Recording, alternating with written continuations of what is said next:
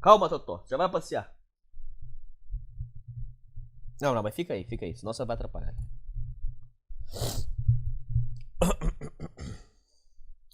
Próximo.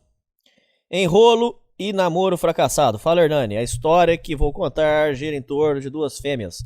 Tenho 24 e até meus 20 anos eu era virgem, muito introvertido e tímido. Não tinha jogo de cintura com mulheres, até perdi oportunidades claras por causa disso. Nunca tive um pai para me ensinar as coisas, sempre tive que aprender com a vida. Com meus 20 anos, descobri uns aplicativos de relacionamento. Foi lá que conheci uma mulher 5 anos mais velha que eu. Foi assim que eu conheci a felicidade. Essa mulher era maluca por mim. Conversávamos todo dia e ela me mandava até nudes sem eu pedir. Não era muito bonita, mas tinha um corpo magro e escultural. Entrei na amizade colorida com ela, que durou 2 anos. Opa, aí tá bom. Depois disso começou a ficar desgastante, tudo ficou rotineiro, ela já via que aquilo não ia evoluir por nada, já estava desanimando. Depois de um passeio merda que fiz com ela, onde tudo deu errado, vi ela se afastando cada vez mais. Depois, aos poucos, ela começou a se afastar, até que se afastou completamente e só respondia com deboche, quando respondia. Pode mandar o papo, Hernani. Eu fui um cuzão em saber que ela queria algo sério e fiquei comendo. Sei que não é certo isso, mesmo a gente entrando em acordo de não partir pra nada sério desde o começo. Esse assunto é muito delicado, cara. É muito delicado porque é sempre aquela história. Não vai se apegar, não vai se apegar, mas aí a menina se apega, aí se machuca, entendeu? Então eu sei que é difícil mesmo. Eu já fiz, no final fiquei com remorso, cara. Mas cada um é cada um. Cada um tem que saber por si. E a mulher tem que saber por ela também, viu? Esse negócio que, eu não sabia. Não, ela sabia desde o começo que você não queria namorar, você falou se você falou, né? Você falou aqui que você foi honesto.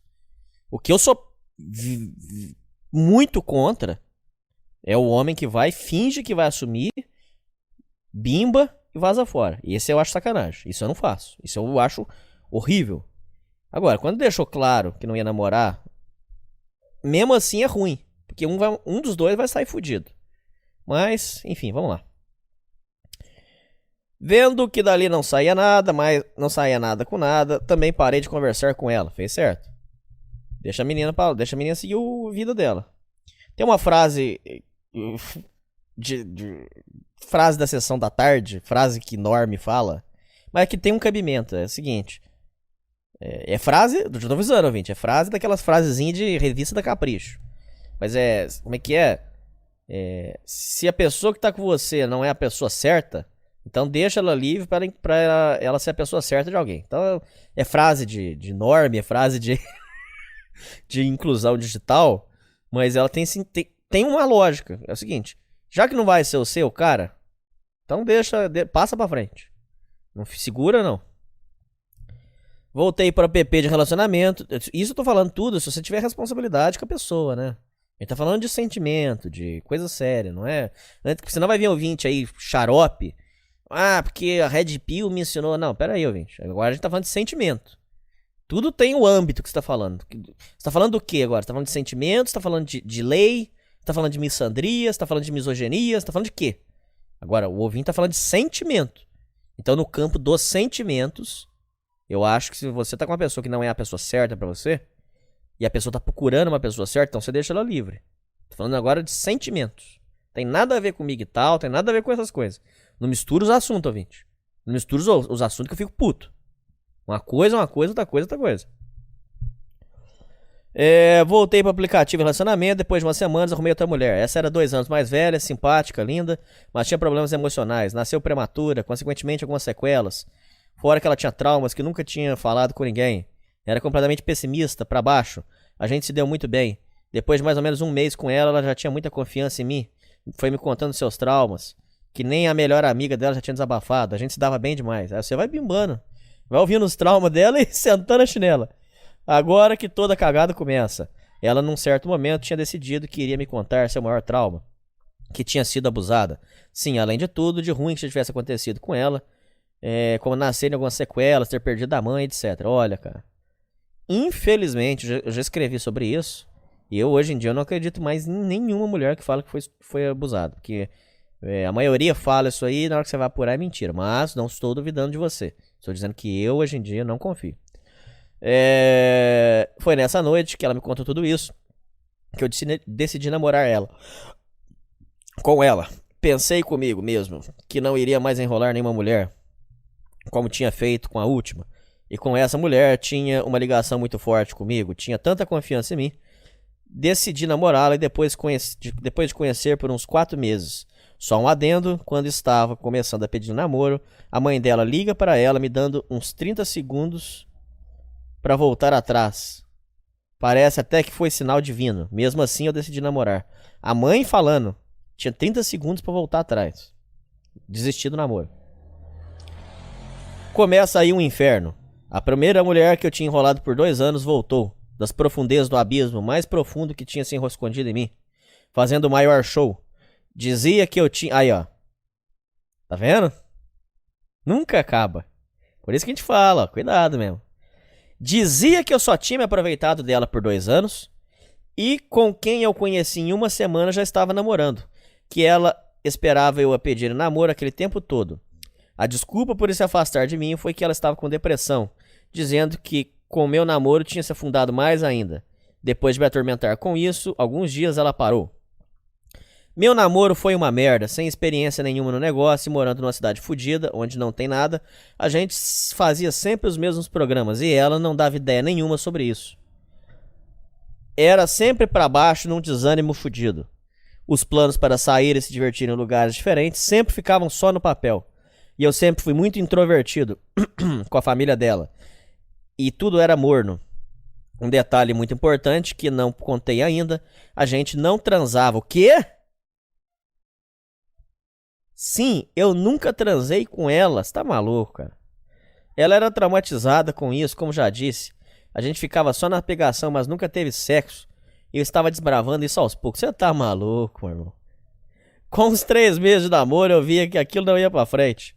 Estava muito monótono e caindo na rotina. Ó, pra mim, relacionamento sem sexo é só se a menina for lacrada, virgem, e falar assim pra você: eu quero casar virgem. Aí pra mim tem cabimento. De resto, eu não confio. Pra mim parece manipulação.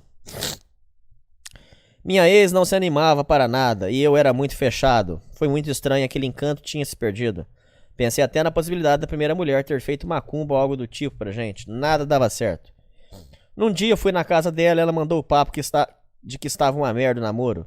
Discursou por 10 minutos. Nesse tempo eu estava no mundo da lua e não compreendi quase nada do que ela tinha dito, mas sabia que aquele era um discurso de término.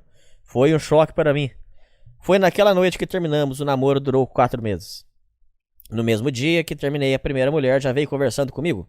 Conversamos pouco por poucos dias, fui vê-la e a gente teve uma transa michuruca. Vi que ela tava com papo de namoro comigo, mas não caí nessa, pois ela saía no carnaval e voltava muito tarde. A gente sabe o que acontece no carnaval, né, Hernani? Senti que o desejo dela de namoro era só uma tática para foder a minha vida, tipo uma vingança. Caí fora e cortei contato também, parabéns. Hernani, depois disso tudo parei só para refletir toda a merda que havia feito. Chorei muito pela minha ex e fiquei profundamente magoado por ter sido tão morno. Que eu deveria ter feito mais e ter tido mais atitude, mas no fim foi uma experiência que me amadureceu. Amadurece mesmo, tá certo? Se fosse hoje, eu não a namoraria de novo, nem namoraria a primeira. Primeiro que as duas não se esforçavam para crescer na vida. Uma era burra, a outra extremamente pessimista, além de outros fatores que não dariam liga. Aprendi que a gente não deve ser enrolado. Hernani, essa merda fode com a gente. Além de estar ocupando o tempo de outra pessoa, aí ó, que eu falei. Não se pode criar sentimento com quem você não quer que evolua para algo sério. Concordo plenamente. Ó. Esse cara tem a mesma visão que a minha.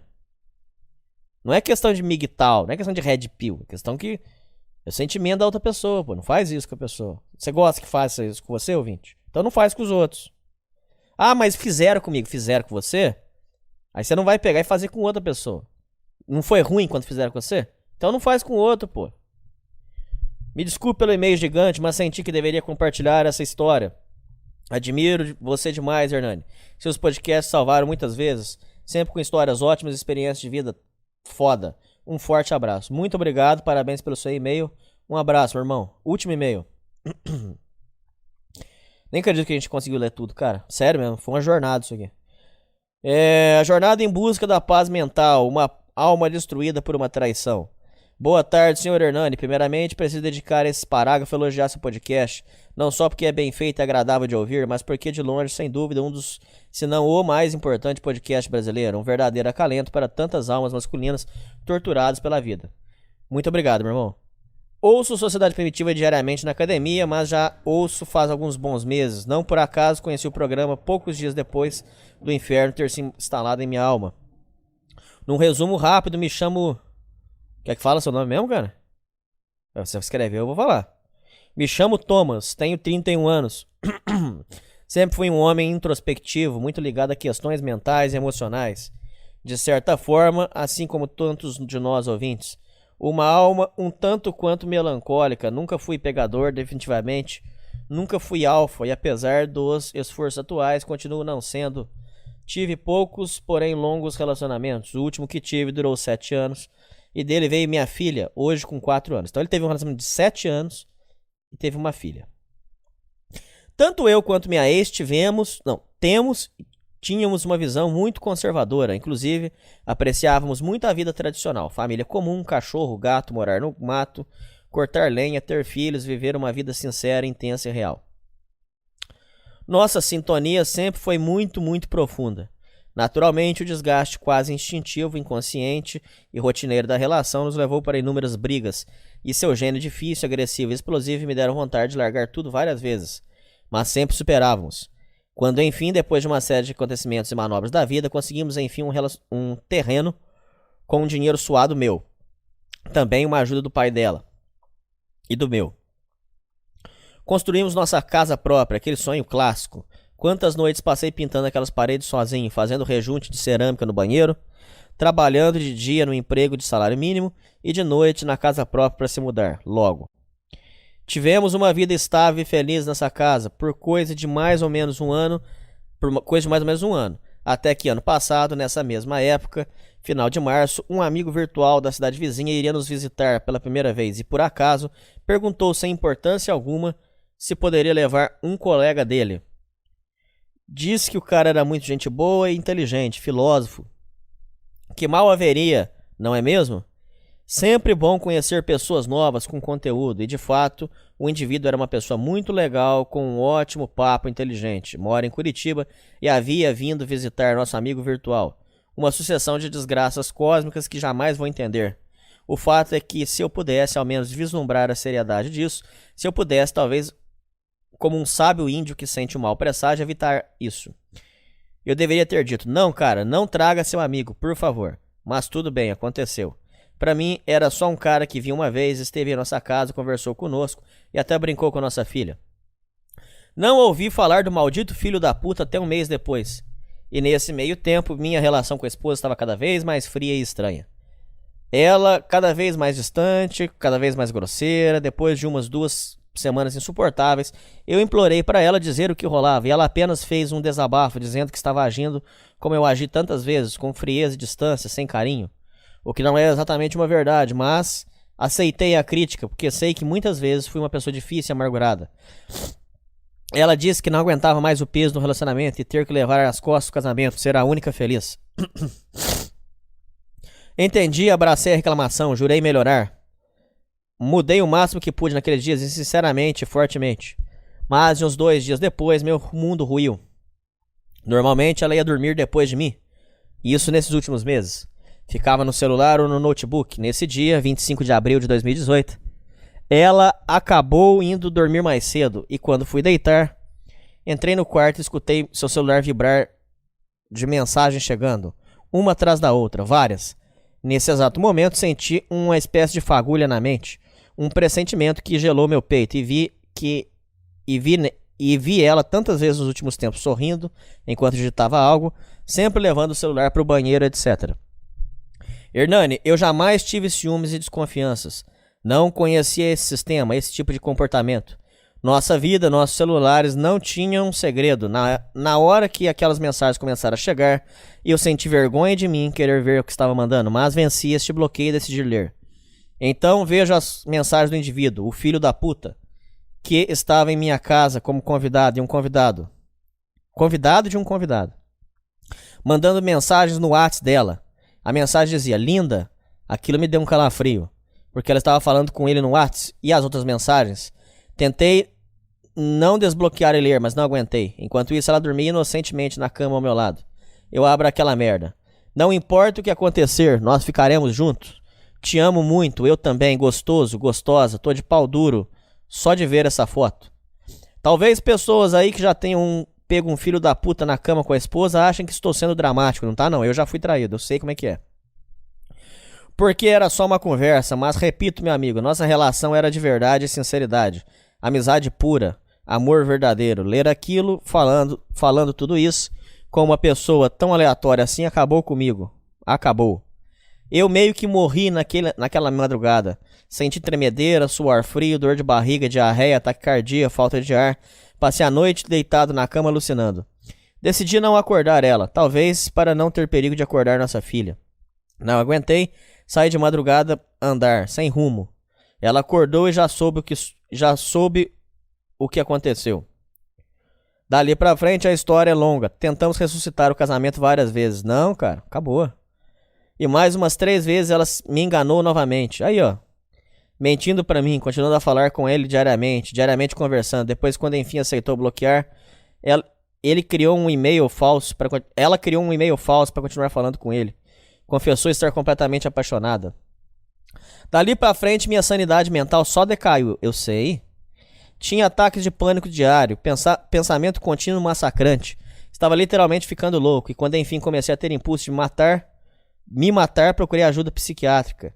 Hoje moro com a minha mãe, divido o tempo com a minha filha, sou uma nova pessoa, completamente desesperançosa, cresci muito como homem e aprendi muito, inclusive graças a vocês.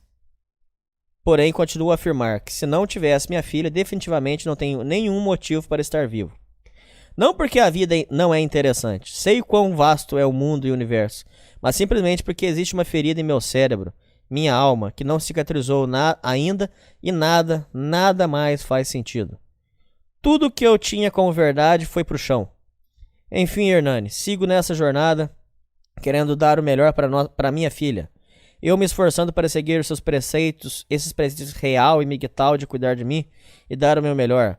Agradeço imensamente por estarem me ajudando nessa jornada. É tanto para dizer, mas não sei que dá para te entupir de e-mail. Pode mandar quantos e-mails você quiser, viu? Finalizo aqui deixando um blog meu que tenho escrito um livro autobiográfico extremamente sincero e amargo, chamado Relações. Gostaria que desse uma lida se tiver interesse. Ali estou escrevendo toda a minha história de dor e transtorno. Obrigado, Hernani. Sucesso para a sociedade primitiva e sucesso na sua vida pessoal. Você merece. Muito obrigado. Muita força para você. Eu passei por isso. Meu melhor amigo comeu minha mulher. Eu sei o que você está passando. É muito difícil. O e-mail, o site é o Eu Vou Ver.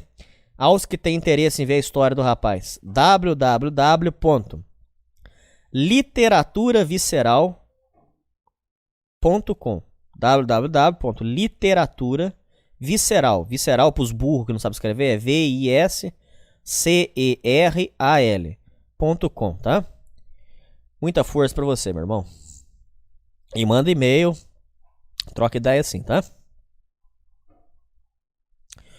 Acabamos de ler todos os e-mails. Nossa.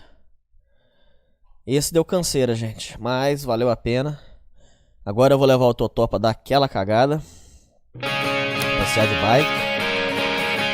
Já fiz todas as minhas atividades na faculdade. E é isso aí, né, gente? Siga comigo nessa jornada.